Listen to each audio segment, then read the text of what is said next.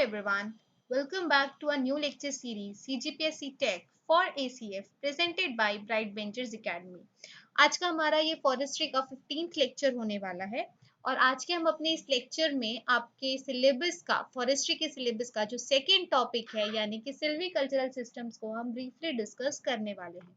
तो चलिए बिना टाइम गंवाए देखते हैं कि आज के हम अपने इस लेक्चर पर किन किन टॉपिक्स पर बात करने वाले हैं।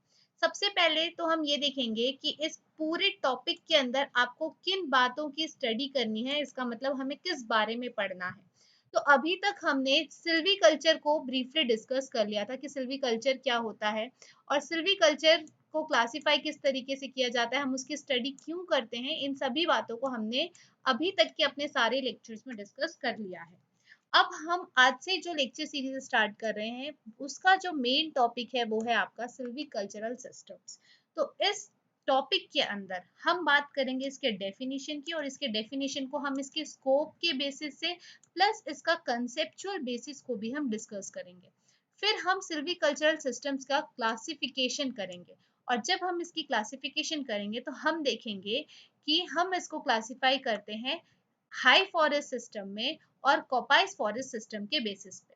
हाई फॉरेस्ट सिस्टम के अंदर हम इसको फर्दर तीन कैटेगरी में कैटेगराइज करते हैं। एक तो होता है हमारा सिस्टम ऑफ कंसंट्रेटेड रीजनरेशन वाला और दूसरा होता है हमारा सिस्टम ऑफ डिफ्यूज रीजनरेशन और तीसरा होता है एक्सेसरी सिल्वीकल्चरल सिस्टम को। और फिर इन सभी के अंदर हम इनके अंदर जो जो सिस्टम को ऑपरेट किया जाता है तो उन सभी सिस्टम्स के बारे में जो है हम ब्रीफली डिस्कस करेंगे। और फिर उसके बाद जो सेकेंड कॉपाइस फॉरेस्ट सिस्टम है तो इस कॉपाइस फॉरेस्ट सिस्टम के अंदर जितने भी सिस्टम्स इंक्लूड किए जाते हैं उन सभी सिस्टम्स के बारे में हम ब्रीफली डिस्कस करेंगे। और फिर हम बात करेंगे कि सिल्वीकल्चरल सिस्टम को चूज क्यों किया जाना चाहिए, उसकी कन्वर्जन मेथड को, फिर management of bamboo forest, management of Avenue and road side plantation, फिर कुछ मिसलेनियस इंफॉर्मेशन की और फिर उसके वर्किंग सर्कल की। तो इन सभी टॉपिक्स के बाद हमारा जो लेक्चर है वो खत्म हो जाएगा। बट आज के हम अपने इस लेक्चर में जहां तक बात करने वाले हैं वो है हम इन शुरू के जो टॉपिक्स हैं उन पे डिस्कस करेंगे और अप टू हम clear strip system, alternative strip system, इन सभी के बारे में हम देखेंगे। यूनिफॉर्म सिस्टम ये सब क्या होता है इसके बारे में हम देखेंगे। सबसे पहले तो हम ये समझते हैं कि सिल्वीकल्चरल सिस्टम क्या होता है। जब हम सिल्वीकल्चरल सिस्टम की बात करते हैं तो सिल्वीकल्चरल सिस्टम क्या होता है, जैसा कि हम सभी को पता है कि अगर हम सिल्वीकल्चर की बात करते हैं तो सिल्वीकल्चर बेसिकली क्या होता है, आर्ट एंड साइंस है ना। किसी फॉरेस्ट को कंट्रोल करना, उसकी एस्टैब्लिश करने के लिए, उसकी ग्रोथ के लिए, उसकी कॉम्पोजिशन के लिए, फॉरेस्ट की क्वालिटी को इंक्रीज करने के लिए जो भी आर्ट होता है, उसके पीछे का जो भी साइंस होता है उसे हम क्या कहते हैं, सिल्वीकल्चर कहते हैं। अब क्या होता है कि उस सिल्वीकल्चर के सक्सेसफुल ऑपरेशन जो है वो किस पे डिपेंड करेगा, उस फॉरेस्ट को, सिल्वीकल्चर को मैनेजमेंट ऑब्जेक्टिव जो है वो कौन डिसाइड करेगा, वो डिसाइड करेगा उसका सिल्वीकल्चरल सिस्टम डिसाइड करेगा। इट मीन्स वॉट कि जब हम सिल्वीकल्चरल सिस्टम की बात करते हैं तो यहाँ पर आपको एक इमेज शो हो रहा है। इस इमेज में देखिए क्या हो रहा है कि सबसे पहले तो हमने फॉरेस्ट को क्या किया, उसका एस्टैब्लिशमेंट किया। अब ये एस्टैब्लिशमेंट किस तरीके से हो सकता है, यानी कि इसकी रीजनरेशन किस तरीके से हो सकती है, या तो आर्टिफिशियल मीन्स के थ्रू हो सकती है या तो उनका नेचुरल रीजनरेशन जो है वो पॉसिबल है। तो इनका इसका मतलब क्या हुआ कि यहाँ पर हम बेसिकली क्या कर रहे हैं, एक फॉरेस्ट का रीजनरेशन कर रहे हैं, उसकी एस्टैब्लिशमेंट कर रहे हैं। तो यहाँ पर देखिए ये जो आपको दिख रहे हैं ये छोटे छोटे सीडलिंग्स हैं यहाँ पर। फिर इसकी एस्टैब्लिशमेंट के बाद उनको हमने क्या किया, उनकी टेंडिंग करी। अब टेंडिंग बेसिकली क्या होता है, टेंडिंग एक तरीके का ऑपरेशन होता है जो कि क्या करता है, जो कि which is carried out for the benefits of forest crop. Forest के क्रॉप के बेनिफिट्स के लिए हम जो ऑपरेशंस अप्लाई करते हैं कि वो प्रॉपरली क्या हो सके, उनकी ग्रोथ हो सके, मतलब उसकी स्टेज ऑफ लाइफ, किसी भी स्टेज ऑफ लाइफ पे अगर हमें ऐसा लग रहा है कि यहाँ पर कोई प्लांट है और वो क्या हो रहा है, वो डिग्रेड हो रहा है, वो किसी कारणवश ग्रो नहीं कर पा रहा है, तो उसकी प्रॉपर ग्रोथ के लिए उसको हम जब हम उसको एक हेल्दी एनवायरनमेंट प्रोवाइड कर रहे हैं, उसकी डेवलपमेंट के लिए हम क्या कुछ कर रहे हैं, तो उन सारे ऑपरेशंस को हम क्या कहते हैं, टेंडिंग कहते हैं। और फिर किस तरीके से टेंडिंग ऑपरेशंस के बाद वो एक मैच्योर स्टैंड में कन्वर्ट हो जाता है, और फिर इस मैच्योर स्टैंड की कंप्लीट हार्वेस्टिंग कर ली जाती है, और वो जो फॉर मैच्योर स्टैंड है उसका क्या हो जाता है, क्लियर कट हो जाता है। और फिर इस क्लियर कट में रीजनरेशन की जाती है, चाहे वो आर्टिफिशियल मीन्स से हो या नेचुरल मीन से हो। तो यहाँ पर जितना भी ये प्रॉपर साइकिल चला आ रहा है, ये पूरा किसके अंडर आएगा, ये आपके आएगा सिल्वीकल्चरल सिस्टम के अंडर। ठीक, तो चलिए अब हम बात करते हैं सिल्वीकल्चरल सिस्टम के डेफिनेशन की।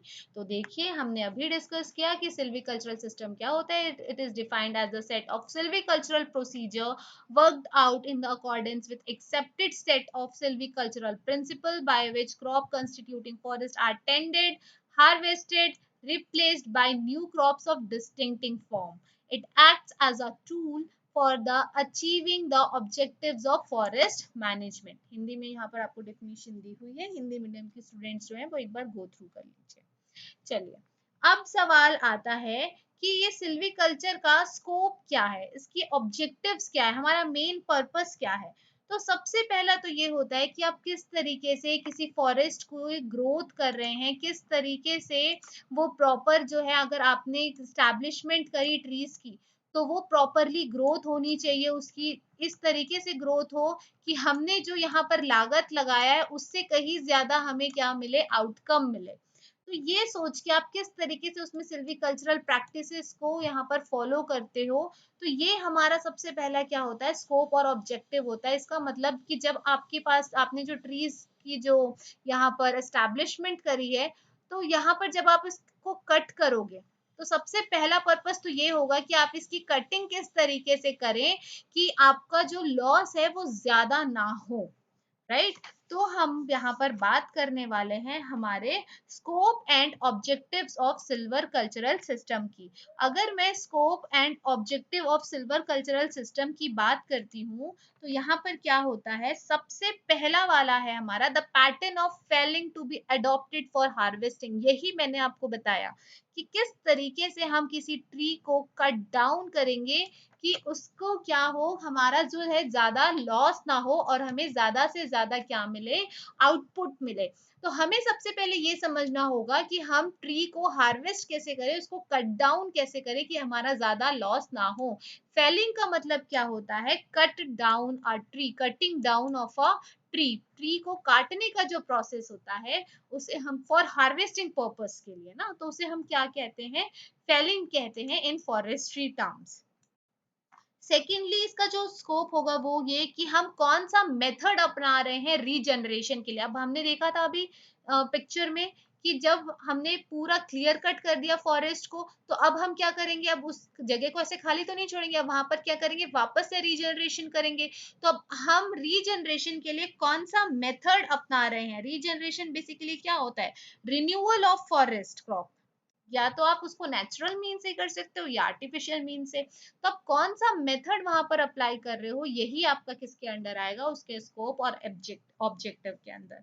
फिर the tending of the new crop, अब आप उसको अच्छे से उसकी प्रॉपर ग्रोथ के लिए क्या क्या ऑपरेशंस वहां पर अप्लाई कर रहे हो, वही आपका क्या हो जाएगा, टेंडिंग हो जाएगा।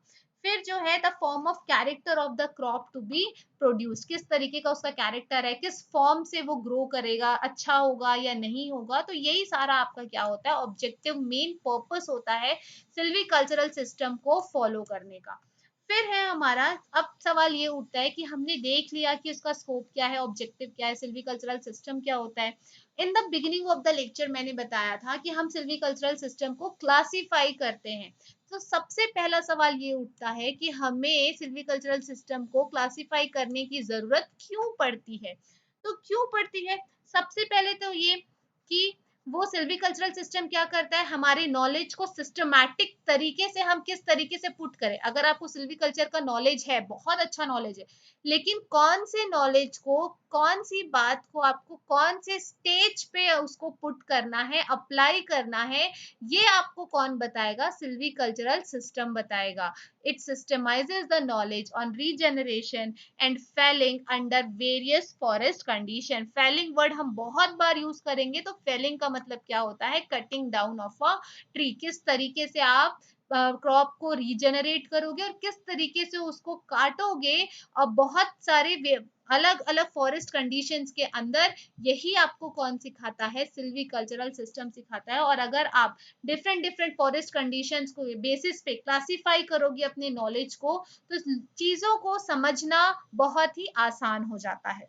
फिर नेक्स्ट है हमारा कि इसको और क्या जरूरत पड़ती है. तो फिर क्या है कि अगर कुछ गलती हो जा रही है, तो वो गलती से बचने के लिए हमें क्लासिफाई करना होता है सिल्वीकल्चरल सिस्टम को. It gives precaution against wrong use.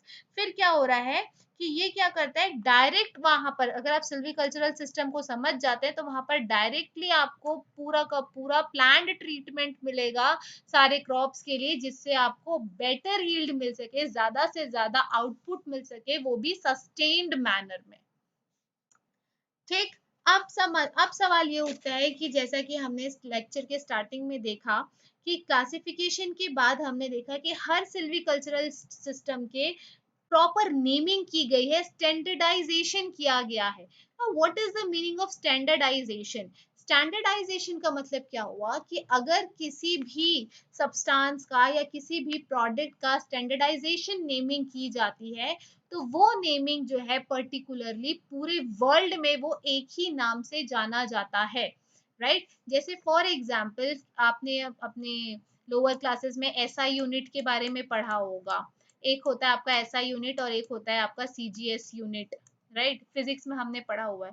तो ये जो एसआई यूनिट होता है, ये पूरे वर्ल्ड में इसे फॉलो किया जाता है. इट मीन्स व्हाट कि सपोज अगर कल को साइंटिस्ट का कुछ कॉन्फ्रेंस हुआ साइंटिस्ट लोगों का, तो वहां पर क्या होगा कि सीजीएस सिस्टम जो होता है, सीजीएस यूनिट जो होती है, वो हर कंट्री में अलग अलग होती है. लेकिन वहीं अगर कोई साइंटिस्ट एसआई यूनिट के टर्म्स में बात कर रहा है, तो एसआई यूनिट तो सब जगह एक ही होगा, तो उन लोगों को आपस में कॉन्वर्जेशन करने में काफी आसानी हो जाएगी. तो स्टैंडर्डाइजेशन का मतलब यही होता है. और अगर हम स्टैंडर्डाइजेशन करते हैं नेमिंग ऑफ सिल्वीकल्चरल सिस्टम की, तो सबसे पहला यही है to give proper name all over the world uniformly, ताकि सबके लिए जो इसकी स्टडी करना है वो काफी आसान हो जाए. और अगर कोई एक कंट्री से दूसरी कंट्री में कम्युनिकेट करना चाह रहा है और अगर वो इस स्टैंडर्डाइज्ड नेम का इस्तेमाल करेगा, तो उसे भी समझ में आएगा और इसे भी समझ में आएगा. तो ये पर्पस होता है. फिर to avoid confusion, definitely confusion avoid करने के लिए. फिर क्या है हमारा? To give proper world wide understanding about different systems to forester. अब इस कंट्री का फॉरेस्टर दूसरे कंट्री के फॉरेस्टर से बात करेगा, तो क्या होगा कि उन लोग के बीच आपसी अंडरस्टैंडिंग होगी, क्योंकि नाम तो एक ही है, बट लैंग्वेज क्या है? लैंग्वेज अलग है बट नाम तो एक ही है. ठीक. फिर to avoid usage of any other terms for particular treatment. अगर कोई पर्टिकुलर ट्रीटमेंट करना है और उसके लिए अगर वो कुछ उनकी कंट्री में कोई दूसरा टर्म इस्तेमाल किया जाता है, लेकिन अगर स्टैंडर्डाइज्ड नेम है, तो क्या होगा कि आपस में उनके बीच का जो कंफ्यूजन है, जो मतलब जो भी है, वो क्या होगा, वो बीच में क्रिएट नहीं होगा. तो इस तरीके से क्या होगा कि अगर सपोज कोई एक्सोटिक स्पीशी यहाँ पर आके इंट्रोड्यूस की गई किसी दूसरे कंट्री से, अब हम जो है उसको ये नहीं समझ पा रहे कि वो प्रॉपर ग्रोथ क्यों नहीं कर रहा है, हर कुछ समय बाद जो है उसमें कुछ ना कुछ फॉल्ट आ जाता है. तो वो जिस कंट्री का स्पीशी है, उस कंट्री के हम फॉरेस्टर से बात करेंगे, अब वो कुछ हमें पर्टिकुलर ट्रीटमेंट जो है वो हमें क्या करेगा, सजेस्ट करेगा. लेकिन अगर नेमिंग अलग अलग, टर्म्स अलग अलग हो जाएंगे, तो क्या होगा कि बहुत सारा कंफ्यूजन क्रिएट हो सकता है. तो इस वजह से क्या होता है, हमें जरूरत पड़ती है स्टैंडर्डाइजेशन की of naming of silvicultural system. अब हमारा सबसे मोस्ट इम्पॉर्टेंट पार्ट वो है क्लासिफिकेशन ऑफ सिल्वीकल्चरल सिस्टम की. तो अगर हम क्लासिफाई करते हैं, तो सिल्वीकल्चरल सिस्टम को मेजरली दो कैटेगरी में कैटेगराइज किया जाता है. एक तो होता है आपका हाई फॉरेस्ट सिस्टम और दूसरा होता है हमारा कॉपाइस फॉरेस्ट सिस्टम. अगर हम हाई फॉरेस्ट सिस्टम की बात करते हैं, तो हाई फॉरेस्ट सिस्टम को फर्दर तीन कैटेगरी में कैटेगराइज किया जाता है. एक तो होता है पहले हमारा सिस्टम ऑफ कंसंट्रेटेड रीजनरेशन. अगर हम सिस्टम ऑफ कंसंट्रेटेड रीजनरेशन की बात करें, तो इसको फर्दर दो कैटेगरी में कैटेगराइज किया जाता है. एक होता है अच्छा, पहले ये देख लीजिए कि हाई फॉरेस्ट सिस्टम को हम तीन कैटेगरी में कैटेगराइज करते हैं। पहला होता है सिस्टम ऑफ कंसंट्रेटेड रीजनरेशन, फिर दूसरा होता है सिस्टम ऑफ डिफ्यूज्ड रीजनरेशन, और तीसरा होता है एक्सेसरी सिल्वीकल्चरल सिस्टम। फिर हम पार्ट ए में आते हैं, सिस्टम ऑफ कंसंट्रेटेड रीजनरेशन में। तो again system of concentrated regeneration जो है वो दो कैटेगरी में कैटेगराइज होता है। एक होता है क्लियर फेलिंग सिस्टम और दूसरा होता है शेल्टर वुड सिस्टम। अगर मैं क्लियर फेलिंग सिस्टम की बात करूं तो इसको हम अगेन तीन कैटेगरी में कैटेगराइज करते हैं, that is what clear felling system, clear strip system और अल्टरनेटिव स्ट्रिप सिस्टम। फिर शेल्टर वुड सिस्टम को हम अगेन 8 कैटेगरी में कैटेगराइज करते हैं। पहला होता है uniform system, group system, shelter wood strip system, Wagner's blender शार्म्सलॉग सिस्टम, ठीक, Eberhard's wedge system, the strip and group system. फिर है the irregular shelterwood system, the Indian irregular shelterwood system. तो हम एक एक करके इन सारे सिस्टम्स को पढ़ने वाले हैं, क्योंकि हो सकता है कि आपको क्वेश्चन इस तरीके से पूछ दे कि एबरहार्ड वेज सिस्टम में किस तरीके की फैलिंग पैटर्न को यूज किया जाता है, राइट। तो आपको क्वेश्चन कहीं से भी आ सकता है। तो हम ज्यादा डीप में नहीं जाएंगे, हम सभी का क्विक इंट्रोडक्शन देखेंगे, जिससे कि आपके क्या हो, एमसीक्यू एग्जाम में आने वाला जो क्वेश्चन है वो आपसे ना छूटे, ठीक। चलिए, फिर क्या होता है कि अगर हम बात करें सिस्टम ऑफ डिफ्यूज्ड रीजनरेशन की, तो ये फर्दर दो कैटेगरी में कैटेगराइज होता है। पहला आता है सिलेक्शन सिस्टम और दूसरा आता है ग्रुप सिलेक्शन सिस्टम। फिर एसेसरी सिस्टम की अगर हम बात करें तो यहाँ पर आता है two storied with high forest system, और सेकंड है high forest with reserve system. फिर आता है आपका कॉपाइस फॉरेस्ट सिस्टम के अंदर simple coppice system, coppice with two rotation system, shelter wood coppice system, coppice with standard system, coppice with reserve system, coppice selection system, pollard system, shelter wood coppice system, ठीक। तो अब देखिए, अब हम बात करते हैं हमारे हाई फॉरेस्ट सिस्टम की। तो सबसे पहला है हमारा हाई फॉरेस्ट सिस्टम। अगर मैं हाई फॉरेस्ट सिस्टम की बात करूं तो हाई फॉरेस्ट सिस्टम में हम सबसे पहले देखेंगे सिस्टम ऑफ कंसंट्रेटेड रीजनरेशन। अब यहाँ पर आपको नाम से ही पता चल रहा है कि कंसंट्रेटेड रीजनरेशन का मतलब क्या हो रहा है। कंसंट्रेटेड का मतलब क्या हुआ कि हम किसी एक पर्टिकुलर पार्ट में, किसी एक पर्टिकुलर स्पीशी पे हम क्या करेंगे, जोर डालेंगे, फोकस करेंगे। अब इसके अंदर हमारा सबसे पहला है clear felling system. Clear felling का मतलब कटिंग डाउन ऑफ ट्रीज। तो मैंने आपको कहा था हम बार बार इस टर्म का इस्तेमाल करेंगे। तो अगर हम सिंपल टर्म्स में बात करें तो क्लियर फेलिंग बेसिकली क्या होता है, removal of all trees from an area. किसी एक, मैंने आपको बताया कंसंट्रेटेड का मतलब क्या हुआ कि हम किसी एक पर्टिकुलर एरिया की बात करेंगे, ठीक। तो किसी एक पर्टिकुलर एरिया से complete removal of trees for harvesting purpose क्या कहलाता है, आपका क्लियर फेलिंग सिस्टम कहलाता है। अब इस क्लियर फेलिंग सिस्टम के अंदर जो इसका सब डिविजन है, उसका पहला पार्ट है, यानी कि क्लियर फेलिंग सिस्टम की हम बात करते हैं। तो देखिए यहाँ पे क्या होता है कि ये एक सिल्वीकल्चरल सिस्टम होता है जहां पर equi productive areas, equi productive areas का मतलब क्या हुआ कि सपोज ये क्या है, ये कोई एक एरिया है जिसमें आपको क्या करना है, फॉरेस्ट्री करनी है। तो आपने क्या किया, इसको सेवरल एरियाज में बांट दिया, और जितने एरियाज में आप इसको बांट रहे हैं सब में इक्वल अमाउंट ऑफ प्रोडक्शन हो रहा है, ठीक। सपोज ये ए है, ये बी है, ये सी है, तो सब में इक्वल अमाउंट ऑफ प्रोडक्शन हो रहा है। तो ऐसे एरिया को हम क्या कहते हैं, इक्वी प्रोडक्टिव एरियाज कहते हैं। Of mature crops are successively clear felled in single operation, ठीक। अगर इनको यहाँ से क्या करना है, कंप्लीट रिमूवल ऑफ ट्रीज करना है किसी एक पर्टिकुलर एरिया से, तो वहां से सिंगल ऑपरेशन में ही क्या हो जाता है, उनको पूरी तरीके से कंप्लीट रिमूवल ऑफ ट्रीज कर दिया जाता है। और वहां पर जब रीजनरेशन हुआ, सपोज ए से हमने यहाँ पर क्या कर दिया, उसको क्लियर फेल्ड कर दिया, ठीक, मतलब कंप्लीट रिमूवल ऑफ ट्रीज हो गया साइट नंबर ए से। तो अब यहाँ पर क्या हुआ कि अब यहाँ पर वापस से क्या होगा, रीजनरेशन करेंगे इस एरिया में, मतलब कब फिर से फॉरेस्ट के मतलब क्रॉपिंग जो है स्टार्ट हो जाएगी। तो अब यहाँ पर जो हम रीजनरेशन करेंगे वो या तो आर्टिफिशियल मीन से हो सकती है या तो नेचुरल मीन से हो सकती है। देखिए यहाँ पर आपको दिख रहा है ये एक पर्टिकुलर एरिया है जहां से हमने क्या कर दिया, कंप्लीट रिमूवल ऑफ ट्रीज कर दिया है, ठीक, चलिए अब आगे बढ़ते हैं और देखते हैं कॉन्सेप्ट ऑफ फेलिंग। यहाँ पर मतलब क्या हुआ कि जो हम कटिंग डाउन ऑफ ट्रीज कर रहे हैं उसके पीछे का कंसेप्ट क्या है।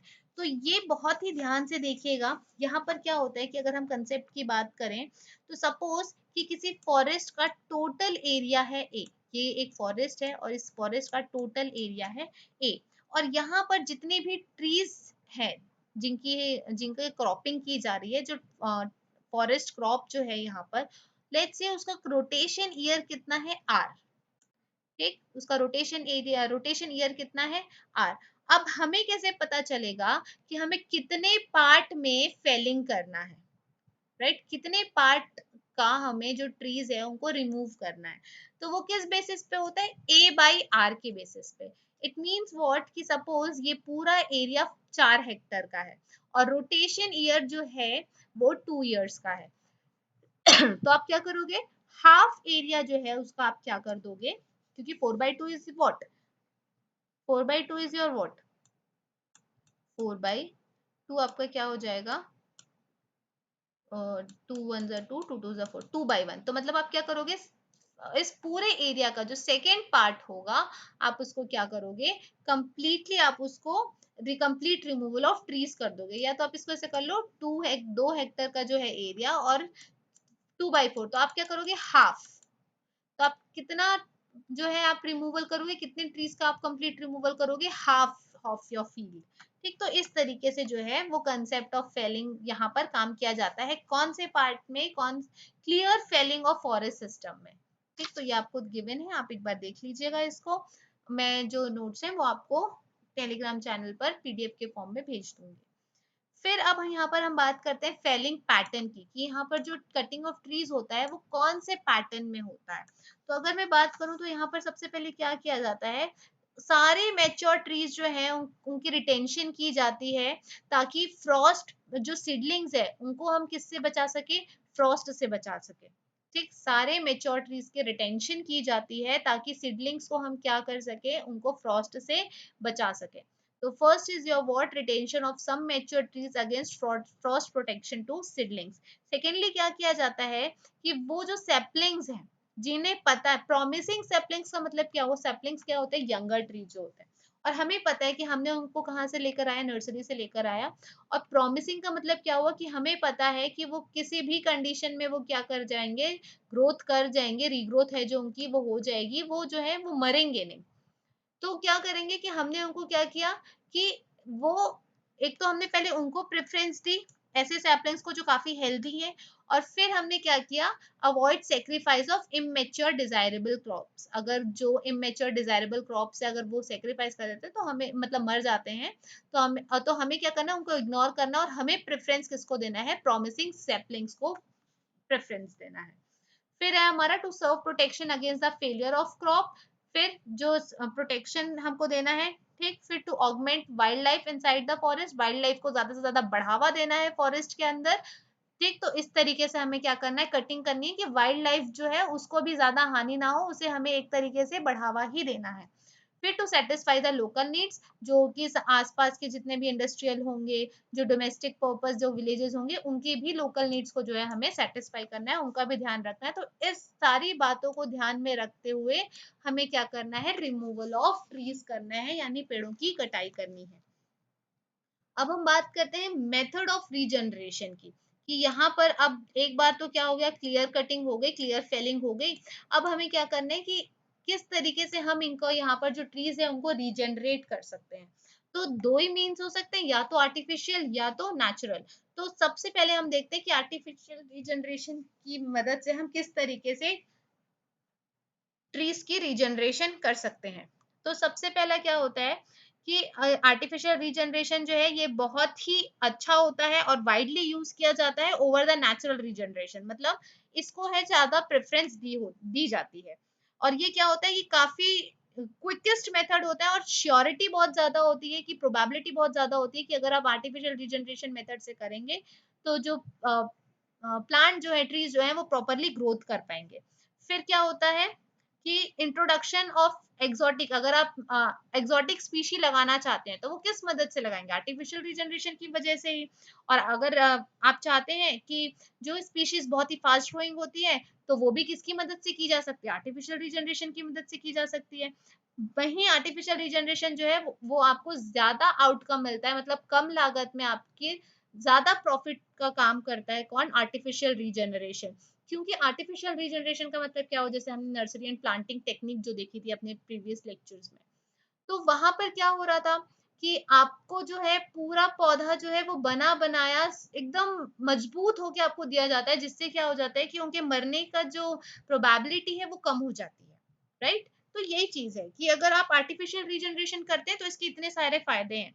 प्लस सीडलिंग्स जो है वो बहुत ही जल्दी एस्टैब्लिश कर जाती है, और फिर आप उस एरिया को ग्रेजिंग पर्पस के लिए जो है आप उसको ओपन कर सकते हैं। ठीक, अब देखते हैं कि मेथड कौन कौन से आप इस्तेमाल कर सकते हैं आर्टिफिशियल रीजनरेशन के लिए।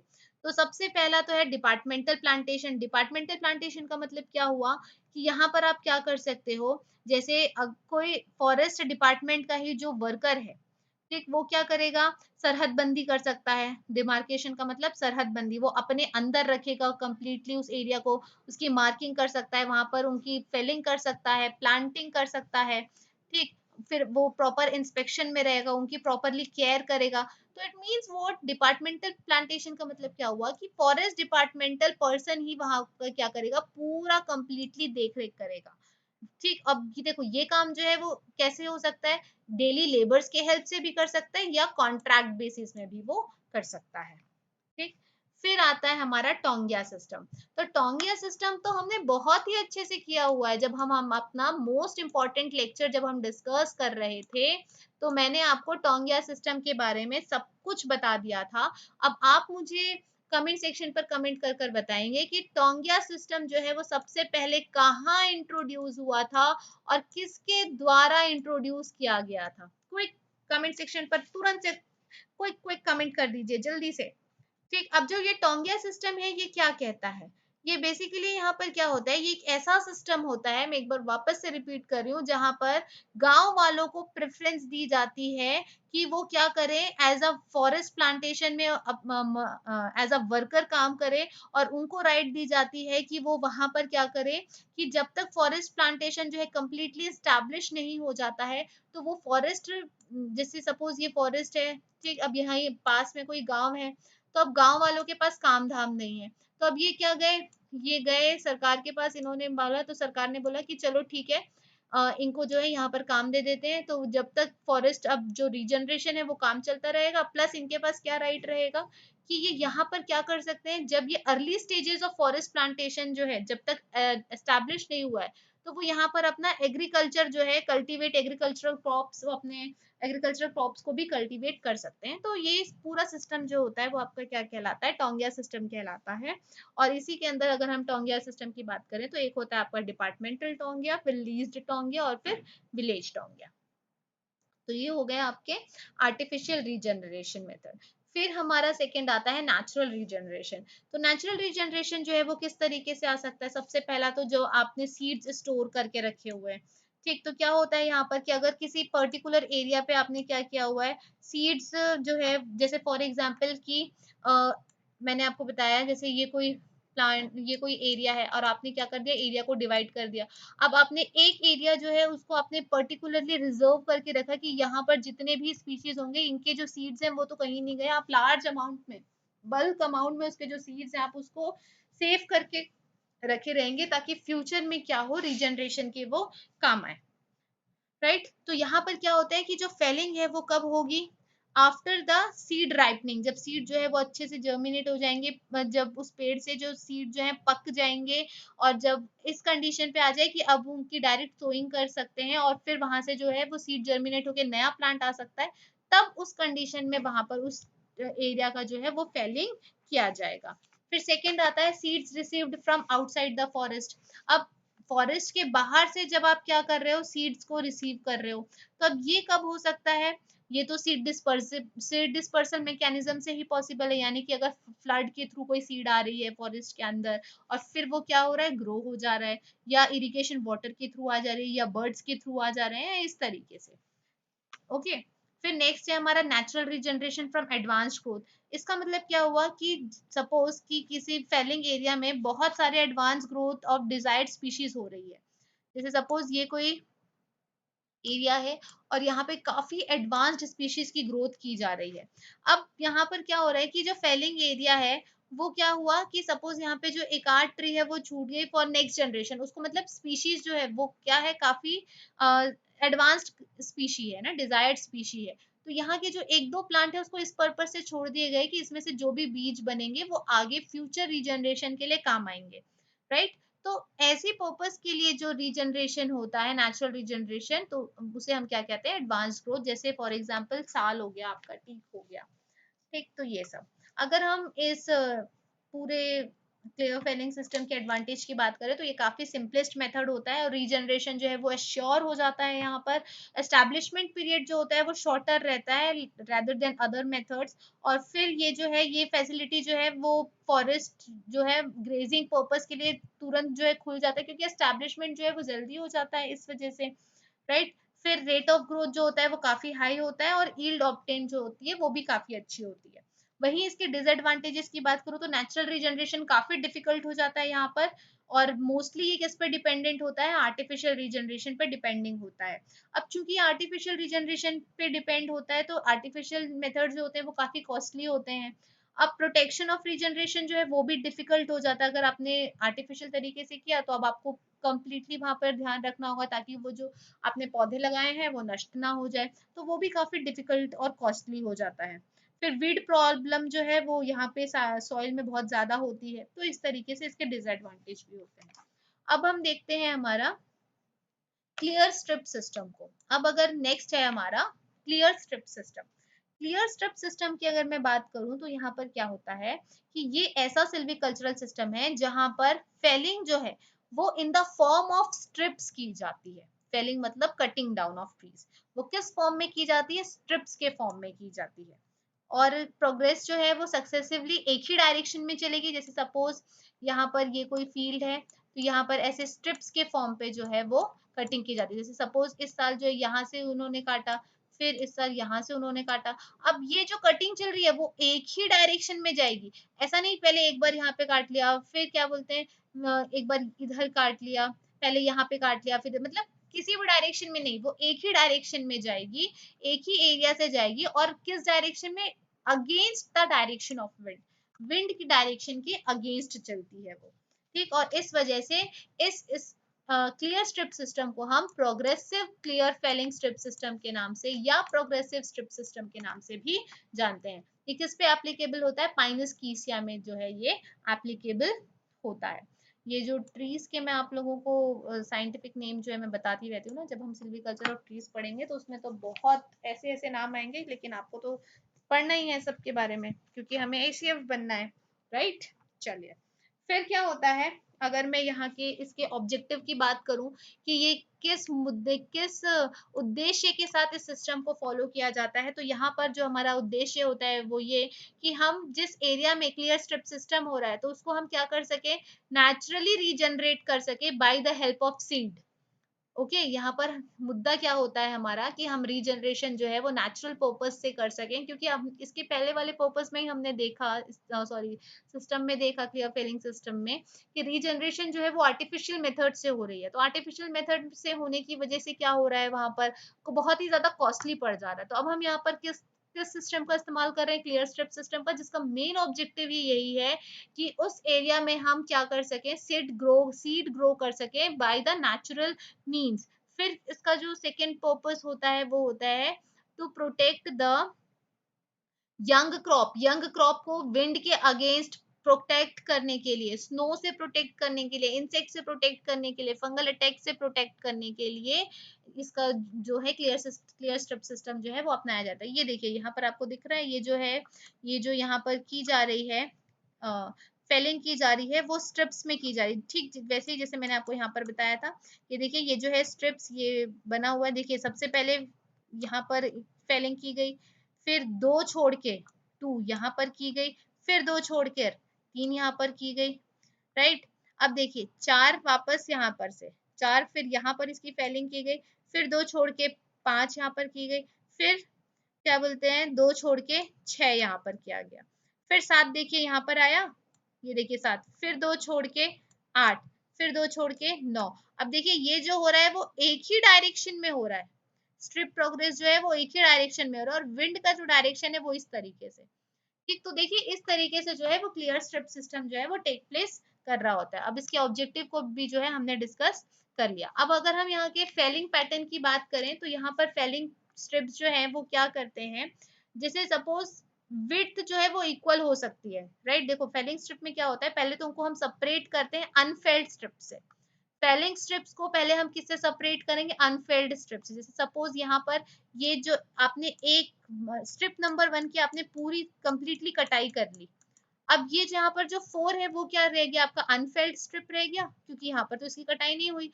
प्लस अगर आपने एक के बाद दूसरा किया और फिर तीसरा किया, सपोज आपने, एक सेकेंड में दूसरा कलर चूज कर लेती हूँ फिर आप लोगों को कंफ्यूजन नहीं होगा। जैसे देखिए ये पहले आपने क्या किया, एक दो और तीन की आपने क्या कर ली, कटाई कर दी पूरे पेड़ों की। अब जो अनफेल्ड स्ट्रिप्स रह गए, मतलब कौन कौन से, चार रह गया, सात रह गया, पांच रह गया, आठ रह गया, छह रह गया, नौ, है ना। तो अब आप क्या करेंगे, उसकी विड्थ देखेंगे। अब विड्थ जो है वो क्या हो सकता है, या तो वो इक्वल हो सकती है या तो मल्टीपल हो सकती है width of the felt strip. Multiple हो सकती है, जैसे अगर 2 हेक्टर है तो चार छह, ऐसा ना मल्टीपल हो सकता है, राइट। तो अब क्या होता है कि सपोज अगर फेलिंग लगातार 3 सालों तक हो रही है, फेलिंग जो यानी कि कंप्लीट रिमूवल ऑफ ट्रीज जो है वो लगातार 3 सालों तक हो रही है, तो फेलिंग एरिया जो है हम उसको 3 कटिंग सेक्शन पे डिवाइड कर देते हैं, फर्स्ट, सेकेंड और थर्ड। लेट्स से कि क्या हुआ कि पहले साल हमने क्या किया, 3 स्ट्रिप को काटा, ठीक। तो 3 स्ट्रिप को हमने कैसे काटा, फर्स्ट, सेकेंड, थर्ड। दूसरे साल मैंने किसको काटा, चार पांच छह को, तो ये दूसरा साल वाला कौन सा हो गया, चार पांच छह।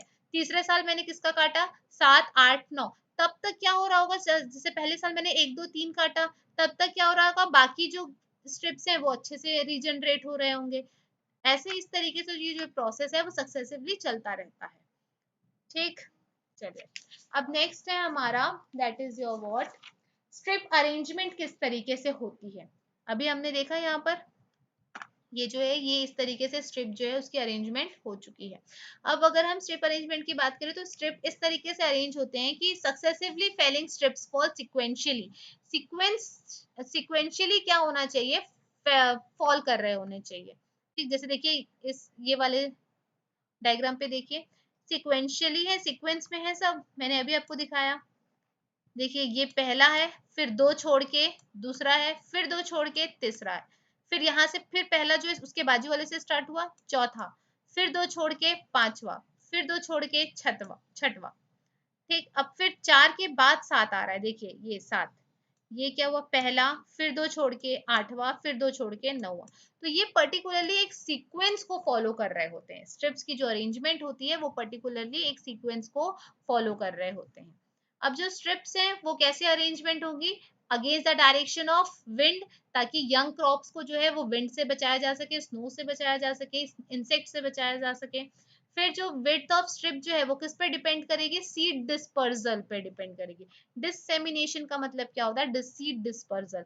अगर कोई सीड है जो डिस्पर्स कर रही है तो उसके अकॉर्डिंग, उसको ध्यान में रखकर ही स्ट्रिप को जो है उसकी विड्थ को जो है डिसाइड किया जाता है, राइट। अब देखते हैं कि इस क्लियर स्ट्रिप सिस्टम में हम किस तरीके से रीजनरेट कर सकते हैं, मेथड ऑफ रीजनरेशन देखते हैं। तो अगर मैं मेथड ऑफ रीजनरेशन की बात करूं तो यहाँ पर मोस्टली नेचुरल मीन से रीजनरेशन की जाती है, राइट। और आर्टिफिशियल रीजनरेशन भी की जाती है, लेकिन तब जब उसकी जरूरत हमें पड़ती है। और यहाँ पर जो आपको क्रॉप मिलेंगे वो इवन एज्ड क्रॉप होंगे, डेफिनेटली। इवन एज का मतलब ऑलमोस्ट सभी की ट्रीज की साइज, ट्रीज के जो साइज होंगे वो क्या होंगे, एक जैसे होंगे, ओके। अब अगर मैं इसके एडवांटेजेस की बात करूं तो यहाँ पर नेचुरल रीजनरेशन जो है, पॉसिबिलिटी जो है through seeds from adjacent strips वो बढ़ जाती है। एडजेसेंट स्ट्रिप्स का मतलब क्या हुआ, एक सेकेंड मैं आपको यहाँ पे दिखा देती हूँ। जैसे ये देखिए, यहाँ पर अगर आपने क्या किया, एक सेकेंड, जैसे देखिए ये आपने क्या किया, यहाँ पर क्लियर फेलिंग कर दी, राइट। तो अब यहाँ पर जो ट्रीज हैं, तो अब यहाँ के जो सीड्स हैं वो यहाँ पर आके आ सकते हैं, डेफिनेटली आ सकते हैं, इस स्ट्रिप से इस स्ट्रिप पर जा सकते हैं विंड डायरेक्शन में, क्योंकि देखिए विंड का डायरेक्शन तो अपोजिट है। तो यहाँ के जो ट्रीज हैं वो यहाँ पर आ सकते हैं, तो यहाँ से अगर सीड्स यहाँ पर आ गए तो उनका नेचुरल रिजनरेशन हो जाएगा, है ना, इस तरीके से, राइट। फिर क्या होता है कि यंग जनरेशन जो होते हैं उनको प्रोटेक्शन मिल जाती है मेच्योर्ड सिस्टम से। ओके। फिर क्या होता है, वीड प्रॉब्लम यहाँ पर कम होती है as comparison to clear felling system, और सॉइल जो है वो प्रोटेक्टेड रहते हैं एडवर्स एजेंट से। तो इस तरीके से, वहीं इसका डिसएडवांटेज भी है क्या, कि protection of regeneration is too difficult and costly, जो वहां पर भी था। फिर अगर सपोज क्या हुआ कि protection against grazing is difficult one, grazing नहीं हो सकती, ग्रेजिंग का मतलब क्या होता है, चरवाना, ठीक, कैटल ग्रेजिंग जैसे होता है, ठीक। तो यहाँ पर जो है वो बहुत ही डिफिकल्ट हो जाता है, क्यों, क्योंकि स्ट्रिप्स देखिए, एक स्ट्रिप आपने काटी, फिर दूसरे स्ट्रिप में तो अभी भी जो है ट्रीज हैं, तो वो काफी डिफिकल्ट हो जाता है वहां वो ग्रेजिंग के लिए। पर यहाँ पर क्या होता है, वीड प्रॉब्लम जो है वो थोड़ी ज्यादा होती है, और एडवांटेज में ये था कि समवॉट लेसर होती है, लेकिन थोड़ी ज्यादा ही होती है as comparison to other system. चलिए, अब नेक्स्ट देखते हैं हम ऑल्टरनेटिव स्ट्रिप सिस्टम। अब ऑल्टरनेटिव स्ट्रिप सिस्टम में क्या था, वो हमने देखा, क्या देखा, क्लियर स्ट्रिप सिस्टम। अब ये क्या है, ऑल्टरनेटिव। तो यहाँ पर क्या होता है, ये ऐसा सिल्वीकल्चरल सिस्टम है जहां पर in the form of strips जो है वो की जाती है, done in the form of strips, यहाँ पर भी in the form of strips की जाती है, लेकिन ऑल्टरनेट स्ट्रिप्स होते हैं। जो क्लियर फेल्ड होता है वो ऑल्टरनेटेड होता है with unfelled strips of similar width, ठीक।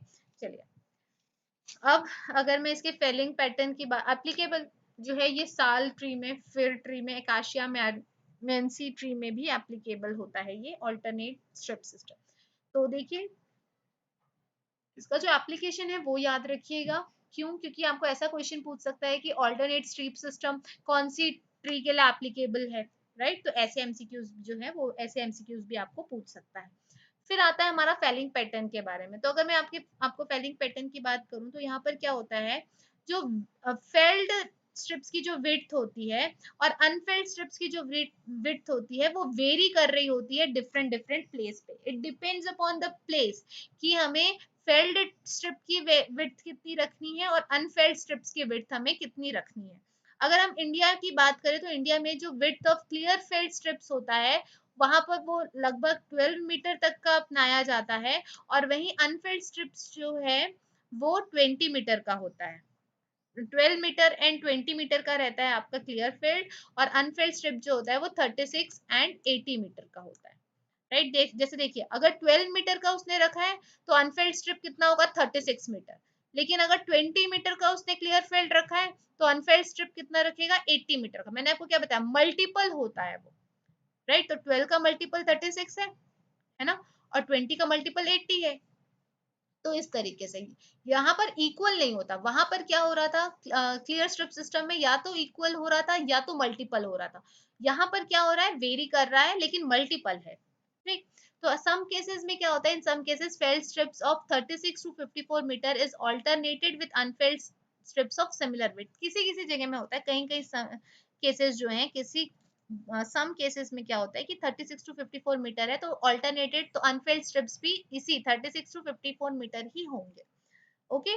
फिर वही अनफिल्ड स्ट्रिप्स की अगर मैं बात करूं तो यहाँ पर क्या होता है, स्टैब्लिशमेंट ऑफ रीजनरेशन जो है ज्यादा हो जाती है अगर अनफिल्ड स्ट्रिप है तो। और ये जो पीरियड है वो वेरी कर रहा होता है, जैसे फॉर एग्जांपल आपको दिया हुआ है 5 साल लगते हैं एकाशिया मेंसी और तमिलनाडु के लिए। एकाशिया मेंसी क्या है, एक ट्री है, और इसको जो है रिजनरेट होने के लिए जो टाइम लगता है अनफेल्ड से इधर ये जो ऑल्टरनेट स्ट्रिप सिस्टम को फॉलो करने में, तो वो लगभग 5 साल का टाइम लगता है, ओके। फिर अब अगर मैं इसके क्रॉप्स ऑब्टेन्ड की बात करूँ तो जो आपको क्रॉप्स मिलते हैं वो इवन एज्ड होते हैं। ये देखिए यहाँ पर आपको दिख रहा है, ये आपको डायग्राम दी हुई है, ये देखिए, ये फेल्ड स्ट्रिप है और ये अनफेल्ड स्ट्रिप है। तो देखिए ऑल्टरनेट है, felled strip, unfelled strip, felled strip, unfelled strip, इस तरीके से। अब स्ट्रिप प्रोटेक्ट प्रोग्रेस जो है वो इस डायरेक्शन में जा रही है, वहीं विंड डायरेक्शन जो है वो इस, तो दोनों ऑपोजिट ऑफ ईच अदर है। ओके। अब अगर मैं यहाँ के एडवांटेजेस की बात करूँ तो ये जो है सप्लाई सीड्स जो है नेचुरली सप्लाई कर देते हैं फ्रॉम द अनफेल्ड स्ट्रिप्स या बोथ साइड्स। जैसे देखिए अगर यहाँ पर ये जो यहाँ से जो है वो कम्प्लीटली क्या हो गया, अनफेल्ड हो गया, कंप्लीट रिमूवल ऑफ ट्रीज हो गया, तो यहाँ पर अनफेल्ड है तो वो क्या होगा, इस तरीके से यहाँ पर क्या हो सकता है, सीड का डिस्पर्जर हो सकता है। मतलब यहाँ के जो ट्रीज है वो यहाँ पर भी सीड आ सकते हैं और यहाँ से भी उनके सीड आ सकते हैं, तो इस तरीके से। ओके, फिर ये जो है लेस डैमेज कॉज करते हैं सीड बियरर्स को। फिर it protects the seedling, seedling को प्रोटेक्ट करते हैं from frost, cold, wind and other adverse factor. वहीं इसका डिसएडवांटेज है, डिसएडवांटेज क्या होता है कि extraction of timber from forest जो है वो काफी डिफिकल्ट हो जाता है। No protection for shade bearing species, shade bearing species के लिए किसी भी तरीके का प्रोटेक्शन नहीं है। फायर प्रोटेक्शन जो है वो काफी डिफिकल्ट हो जाता है डेफिनेटली। अगर यहाँ पर जैसे सपोज आग लग गई तो क्या होगा, अगर सपोज यहाँ पर आग लगे तो वो कम्प्लीटली यहाँ पर आ जाएगा, तो फायर प्रोटेक्शन जो है वो थोड़ा डिफिकल्ट हो जाता है। तो इस तरीके से हमने जो क्लियर फेलिंग सिस्टम था उसको ब्रीफली डिस्कस कर लिया। अब हम बात करते हैं शेल्टर वुड सिस्टम की, यानी कि second type of high forest system. अब यहाँ पर जो शेल्टर वुड सिस्टम है, हमने अपने एमसीक्यूज डिस्कशन के टाइम पे मैंने आपको बता दिया था कि शेल्टर वुड सिस्टम क्या होता है, बट स्टिल मैं आपको अभी बता देती हूँ। अगर मैं शेल्टर वुड सिस्टम की बात करती हूँ तो शेल्टर वुड सिस्टम क्या होता है, एक तरीके का सिल्वीकल्चरल सिस्टम होता है जिसमें ओवर वुड जो होता है, मतलब जो एक्स्ट्रा वुड जो होता है उसको प्रॉपरली रिमूव किया जाता है दो या दो से ज्यादा सक्सेसिव फेलिंग के टाइम पर। क्यों? ताकि प्रोग्रेस ऑफ रीजनरेशन जो है वो चलती रहे, रीजनरेशन जो है वो एक तरीके से प्रोग्रेस करता रहे। तो इट मीन्स व्हाट कि it is a type of silvicultural system in which the मतलब overwood is removed gradually in two or more successive felling depending on the progress of regeneration। तो ऐसे सिस्टम को हम क्या कहते हैं, शेल्टर वुड सिस्टम कहते हैं। तो इसके अंदर जो सबसे पहला टाइप आता है वो है यूनिफॉर्म सिस्टम। अब यूनिफॉर्म का मतलब क्या हुआ कि यहाँ पर ये जो शेल्टर वुड सिस्टम है तो ये किस पे फोकस करेगा, कंसंट्रेटेड रीजनरेशन पे। मतलब एक पर्टिकुलर एरिया पर जो है उस पे ध्यान दिया जाएगा, कंसंट्रेटेड रीजनरेशन, जहां पर कैनोपी जो है वो यूनिफॉर्मली ओपन होंगे। कैनोपी ओपन होने का मतलब क्या होता है कि जहां से सनलाइट जो है वो प्रॉपरली यूनिफॉर्म तरीके से एंटर कर रहे होंगे कैनोपी के बीच, और सारे ट्रीज को जो है सनलाइट जो है वो प्रॉपरली मिल रही होगी। तो ऐसे टाइप ऑफ सिस्टम को हम क्या कहते हैं, यूनिफॉर्म सिस्टम कहते हैं।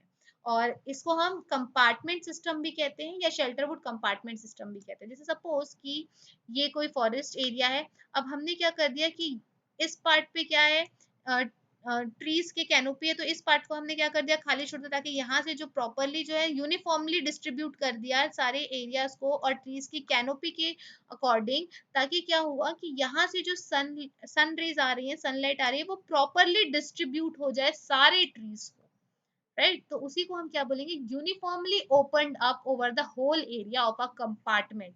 तो क्या है, कंपार्टमेंट ही बन रहा है एक तरीके से ये, तो ऑब्टेन यूनिफॉर्म रीजनरेशन। ओके।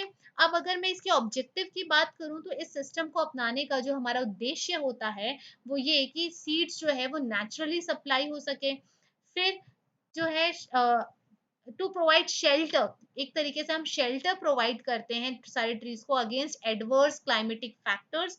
फिर to regulate the light condition, definitely light condition को रेगुलेट करने के लिए inside the forest for better regeneration. अब अगर हम इसकी एप्लीकेबिलिटी की बात करें तो शेर, देवदार, कायल ट्री पे जो है ये एप्लीकेबल होता है। फिर अब हम बात करते हैं इसके फेलिंग पैटर्न की। तो अगर मैं इसके फेलिंग पैटर्न की बात करूं तो इसमें हम क्या कर सकते हैं, तीन तरीके के फेलिंग पैटर्न जो है वो फॉलो करते हैं, मतलब स्टेप बाय स्टेप।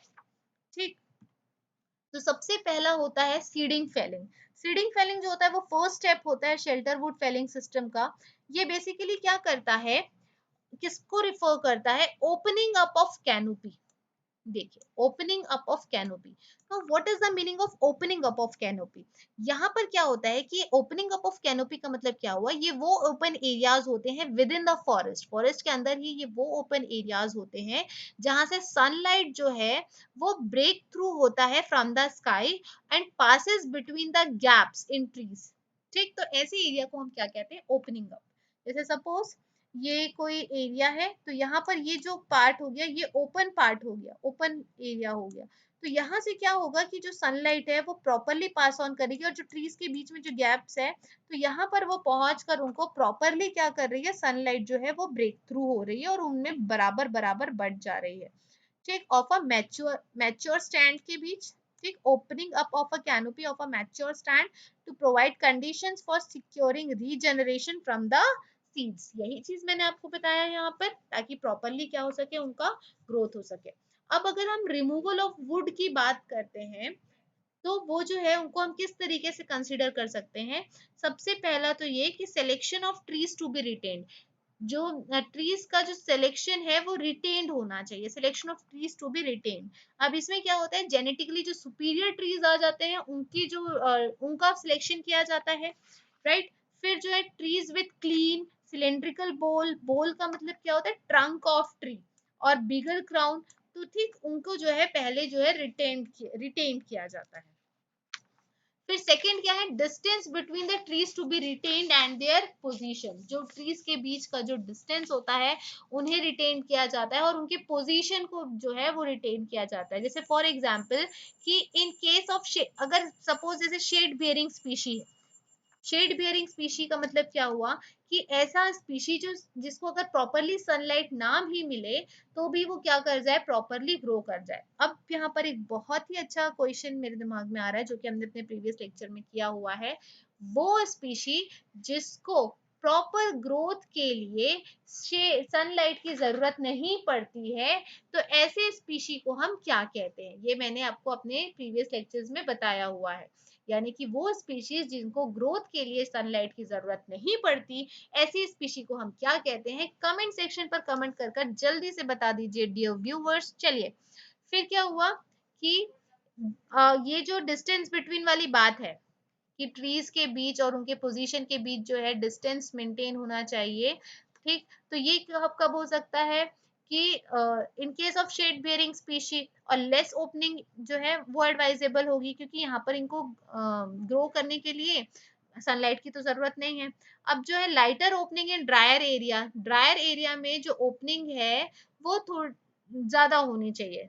ओके, फिर large number of trees retained in southern and western aspects to provide a protect against hot wind and insolation. फिर in hills, seed bearers retained on the ridges instead on the valleys. फिर number of trees retained per hectare should be 12 to 18 for share and 45 to 50 for deodar. ये most important point है, इसको ध्यान में रखिएगा। इससे आपको क्वेश्चन बन सकता है कि according to shelterwood system, right, according to shelterwood uniform system, felling pattern में नंबर ऑफ ट्रीज जो है शेर के लिए पर हेक्टर पे कितना ट्री लगाना होता है और देवदार के लिए कितना। तो देखिए शीर के लिए यहाँ पर सिर्फ 12 से 18 लगाया जा रहा है क्योंकि इसको हाई सनलाइट की जरूरत पड़ती है, लेकिन वही देवदार की अगर हम बात करें तो 45 टू 50 ट्रीज लगा दे रहे हैं क्योंकि ये शेड बियरिंग स्पीशी है। तो इस तरीके से, ठीक, तो इस तरीके से आप क्या करते हैं, सिलेक्शन करते हैं ट्रीज का। ओके, चलिए, अब नेक्स्ट है हमारा सेकेंडरी फेलिंग, यानी कि जो नेक्स्ट स्टेप कैरी ऑन किया जाता है इस मेथड पे, उसे डिस्कस करते हैं। सबसे पहला तो सीडिंग फेलिंग था, वो हमने डिस्कस कर लिया। अब हम बात करते हैं सेकेंडरी फेलिंग की। तो अगर मैं सेकेंडरी फेलिंग की बात करूं तो ये जो है वो कब कैरी आउट किया जाता है, सीडिंग फेलिंग के, seeding felling, between the seeding felling का जो टाइम होता है, सीडिंग फेलिंग और फाइनल फेलिंग के बीच का जो टाइम होता है, तो उसमें हम सेकेंडरी फेलिंग जो है वो अपनाते हैं। अगर मैं सीडिंग फेलिंग की बात करूं तो सीडिंग फेलिंग क्या होता है, सीडिंग फेलिंग क्या होती है, felling of trees in a mature stand leaving small number of trees to produce seed, उसको हम क्या कहते हैं, सीडिंग फेलिंग। मतलब उन मैच्योर स्टैंड का जो है कट डाउन कर देना ट्रीज का, उस मेच्योर स्टैंड के ट्रीज का कट डाउन कर देना, लेकिन स्मॉल नंबर ऑफ ट्रीज को छोड़ देना ताकि वो क्या कर सके, सीड्स प्रोड्यूस कर सके। ऐसी फेलिंग को हम क्या कहते हैं, सीडिंग फेलिंग कहते हैं। और फाइनल फेलिंग का मतलब क्या हुआ कि लास्ट में जो है complete cut down of trees is your what, final felling. Okay, in order to gradually remove the shelter, shelter जो है उसको रिमूव करने के लिए, and to admit more light to the regenerating crop. Okay, तो इसीलिए हम वो जो मेथड होता है उसे हम क्या कहते हैं, सेकेंडरी फेलिंग कहते हैं। ये बेसिकली कैसे गवर्न किया जाता है, by progress of regeneration and light requirement of the species. अगर हम नंबर ऑफ सेकेंडरी फिलिंग की डिपेंडेंट की बात करें तो ये किस पर डिपेंड करता है, it depends on species and progress of regeneration. In practical the number is kept to minimum, जो नंबर है वो मिनिमम रखा जाता है ताकि जो क्रॉप को जो है मिनिमाइज डैमेज हो सके। वहीं अगर हम मोर सेकेंडरी फिलिंग की अगर हम बात करें तो ये ग्रेटर नंबर में सीड बेयरर्स होते हैं जो कि स्लो ग्रोइंग स्पीशीज जैसे सिल्वर फिर हो गया, स्प्रूस हो गया, तो इनको दो या दो से ज्यादा बार सेकेंडरी फिलिंग करने की जरूरत पड़ती है। ओके, और जैसे फास्ट ग्रोइंग स्पीशीज होते हैं तो वहां पर, और जो small number of seed bearers होते हैं तो इनको सिर्फ एक बार सेकेंडरी फिलिंग जो है दी जाती है, जैसे शीर हो गया और पाइन स्पीशीज हो गया। तो इससे भी आपको क्वेश्चन बन सकता है कि more number of secondary felling की जाने वाले जो स्पीशीज हैं वो कौन है, तो सिल्वर फीर, स्प्रूस, तो उनको क्या है, दो या दो से ज्यादा बार सेकेंडरी फेलिंग दी जाती है। वहीं अगर हम बात करें फास्ट ग्रोइंग स्पीशीज की या small number of seed bearer की, तो उनको सिर्फ एक बार सेकेंडरी फेलिंग दी जाती है, जैसे शीर हो गया और पाइन स्पीशीज हो गए। ओके, फिर नेक्स्ट है हमारा फाइनल फेलिंग। तो फाइनल फेलिंग में बेसिकली क्या होता है, complete removal of the last seed और शेल्टर ट्रीज आफ्टर रीजनरेशन। जो आखिरी पेड़ भी बचा हुआ है अगर सीड प्रोड्यूसर के तौर पर, सीड प्रोड्यूस करने के उससे, तो उसका भी कट डाउन हो जाना आपका क्या कहलाता है, फाइनल फेलिंग कहलाता है। और ये फाइनल स्टेज होती है आपके रीजनरेशन की, और ये जो है वेरी करती रहती है, स्पीशी टू स्पीशी जो है ये वेरी कर रही होती है। स्पीशीज फैक्टर को ले लो, क्लाइमेटिक फैक्टर को ले लो, बायोटिक फैक्टर को ले लो, तो ये जो है वेरी कर रही होती है, और उसके अकॉर्डिंग, स्पीशीज के अकॉर्डिंग, क्लाइमेट के अकॉर्डिंग, बायोटिक फैक्टर्स के अकॉर्डिंग जो है आप इसको जो है अप्लाई करते हो। ओके, अब हम बात करते हैं मेथड ऑफ रीजनरेशन की। तो मोस्टली नेचुरल की जाती है, लेकिन समटाइम्स आप आर्टिफिशियल रीजनरेशन को भी अडॉप्ट कर लेते हो। अब अगर हम टेंडिंग की बात करें तो टेंडिंग किस तरीके से की जाती है, जैसे जो भी मटेरियल्स ऑब्टेन होते हैं सीडिंग फेलिंग के दौरान, तो उनको बर्न कर दिया जाता है, और फिर seeding establishment, after seeding establishment weeding और क्लीनिंग जो है बार बार की जाती है जब जब हमें क्या पड़ती है, जरूरत पड़ती है। क्रॉप्स ऑब्टेन की बात करें तो इवन एज्ड क्रॉप्स जो है वो आपको यहाँ पर मिलेंगे। अब यहाँ पर हमारा मोस्ट इम्पॉर्टेंट टॉपिक जो आता है वो है हमारा रीजनरेशन एंड पीरियोडिक ब्लॉक्स। अगर मैं रीजनरेशन या रीजनरेशन पीरियड और पीरियोडिक ब्लॉक्स की बात करती हूँ तो इसको ऐसे समझिए कि सपोज एक क्रॉप है जिसका रोटेशन पीरियड कितना है, 100 साल है। ठीक, consider a crop having a 100 year rotation period. तो अब यहाँ पर क्या हो रहा है कि जब ये 100 ईयर रोटेशन पीरियड है उसका, तो रीजनरेशन पीरियड जो उसको लग रहा है वो कितना है, 25 ईयर्स। मतलब यहाँ पर आपने क्या किया, एक पेड़ उगाया और इस पेड़ को रीजनरेट होने में कितना समय लग रहा है, 25 साल लग रहे हैं। तो अब हमने क्या किया, जो टोटल एरिया था उसको हमने किस पे डिवाइड कर दिया, 4 पीरियोडिक ब्लॉक्स में हमने डिवाइड कर दिया, क्योंकि क्रॉप रोटेशन कितना है, 100 साल का। तो कितने पीरियोडिक ब्लॉक में ये डिवाइड होगा, 4। 100 divided by 25 is your what, 4, right. तो यहाँ पर क्या हुआ कि at a time one periodic block is failed, PB is what, periodic block is felled and regenerated within regeneration period, that is 25 years. Hence, instead of age of gradation, this system create age classes. जैसे देखिए मैं आपको दिखा रही हूँ, diagram से समझते हैं। ये देखिए यहाँ पे क्या हो रहा है कि ये कौन सा पीरियोडिक ब्लॉक 1 है, तो यहाँ पर जो ट्रीज होंगे वो कैसे होंगे, 1 से 25 साल तक होंगे। फिर आपने क्या किया, अब इसी ट्री से क्या हो रहा है, रीजनरेशन हो रहा है।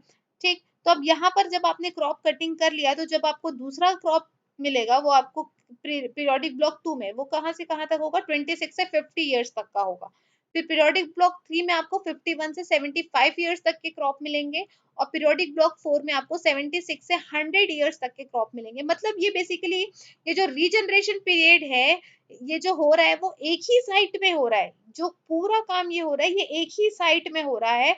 बट यहाँ पर मैंने आपको एक साइकिल के तौर में साइकिल के तौर पे समझाने के लिए मैंने यहाँ पर इस तरीके से आपको समझाया। तो यहाँ पर इंस्टेड ऑफ एज ग्रेडेशन के अलावा, उसके अलावा हम इस सिस्टम को एज क्लासेस के तौर पर भी देखते हैं। मतलब बेसिकली ये क्या करता है, एज को क्लासिफाई करता है और डिफरेंट डिफरेंट एज क्लासेस के ट्रीज को बताता है। जैसे देखिए रीजनरेशन पीरियड जो है, it refers to the period required for regenerating the whole of the periodic block। Regeneration period क्या बताता है, एक पीरियोडिक ब्लॉक में हमें कितना टाइम लगा ट्रीज को रीजनरेट करने में, तो ये क्या बताता है, आपका रीजनरेशन पीरियड को बताता है। वहीं अगर हम रीजनरेशन इंटरवल की बात करते हैं, तो रीजनरेशन इंटरवल बेसिकली क्या होता है, it is between the seeding felling होगा, ये सीडिंग कर दिया मैंने, ठीक है, seeding felling and final felling के बीच का जो इंटरवल होता है वो आपका क्या कहलाता है, रीजनरेशन इंटरवल कहलाता है of a particular area. Periodic block जो है वो आपका क्या है, इज द पार्ट और parts of forest set aside to be regenerated in a particular period. जैसे फॉर एग्जांपल, जैसे देखिए यहाँ पर ये जो पीरियड आपके क्या होते हैं, पीरियोडिक ब्लॉक क्या होगा, एक ऐसा ब्लॉक जिसको फॉरेस्ट से दूर में रख दिया गया है ताकि वहां पर क्या हो सके, रीजनरेशन हो सके। तो अब ये जो पीरियोडिक ब्लॉक है इसका रीजनरेशन टाइम कितना है, 25 साल है। तो वो क्या हो गया, उसका 25 साल में ये जो पूरा एरिया है वो क्या हो जाता है, रीजनरेट हो जाता है। तो इसको हम क्या कहेंगे, 25 साल जो है वो आपका रीजनरेशन पीरियड हो गया, 25 साल आपका क्या हो गया, रीजनरेशन पीरियड हो गया। और इस एरिया को जिसको आपने रीजनरेशन के लिए छोड़ दिया है उसको आपने क्या कह दिया, पीरियोडिक ब्लॉक कह दिया, इस तरीके से। ठीक, चलिए अब क्या होता है कि अलॉटमेंट ऑफ एरियाज को अलॉटमेंट करना पीरियोडिक ब्लॉक के लिए तो किस तरीके से की जाती है। ठीक, तो पीरियोडिक ब्लॉक जो है उनको किस तरीके, एरिया जो है किस तरीके से अलॉट किया जाता है, दो दो रास्ते होते हैं पीरियोडिक ब्लॉक को अलॉट करने के। ठीक, एक तो होता है फिक्स्ड और परमानेंट पीरियोडिक ब्लॉक, और दूसरा होता है फ्लोटिंग पीरियोडिक ब्लॉक। अगर मैं फिक्स्ड या परमानेंट पीरियोडिक ब्लॉक की बात करूं तो यहाँ पर क्या होता है कि अलॉटमेंट जो है वो पूरे इंटायर एरिया को जो है different different various periodic block में डिवाइड कर दिया जाता है। ठीक, which retain their territorial identity, जो कि है अपनी टेरिटोरियल आइडेंटिटी को रिटेन करती है और हर वर्किंग प्लान रिविजन में।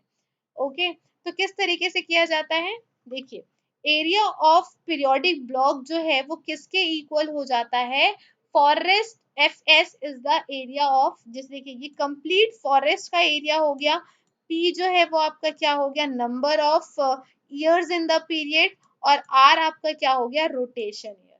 जैसे लेट्स से कि कंप्लीट एरिया जो है फॉरेस्ट का वो 1000 हेक्टर है।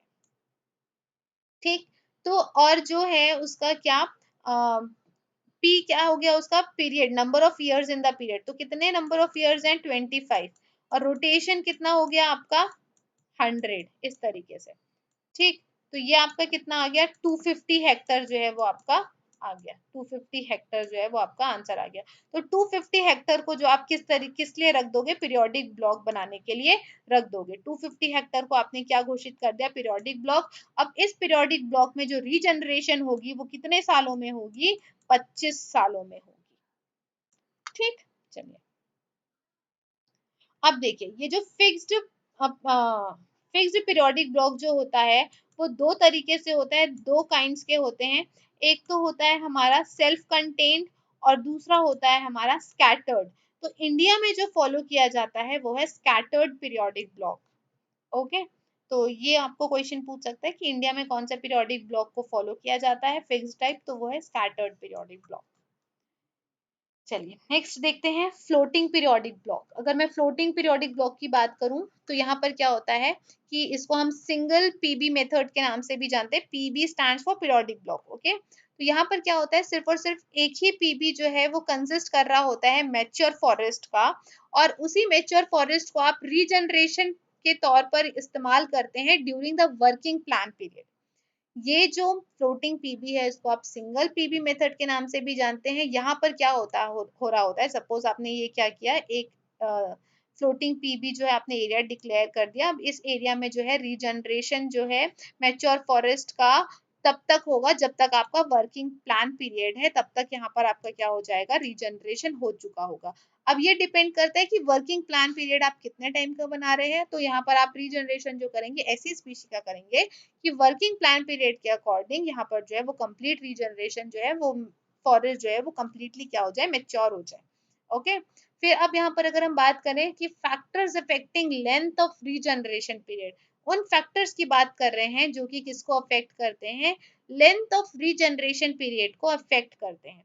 तो सबसे पहले frequency of seed years, definitely seed years की फ्रीक्वेंसी जो है वो उस पर अफेक्ट करेगी। कैसे, अगर रीजनरेशन पीरियड जो है वो शॉर्टर है, shorter for the species having frequent seed years and vice versa, right? फिर light requirement हो गया, other climatic factors हो गया। तो लेंथ ऑफ रीजनरेशन पीरियड अगर मैंने आपको 25 साल बोला तो ऐसा जरूरी तो नहीं कि वो 25 साल में जो है वो कंप्लीटली क्या हो जाए, रीजनरेट हो जाए।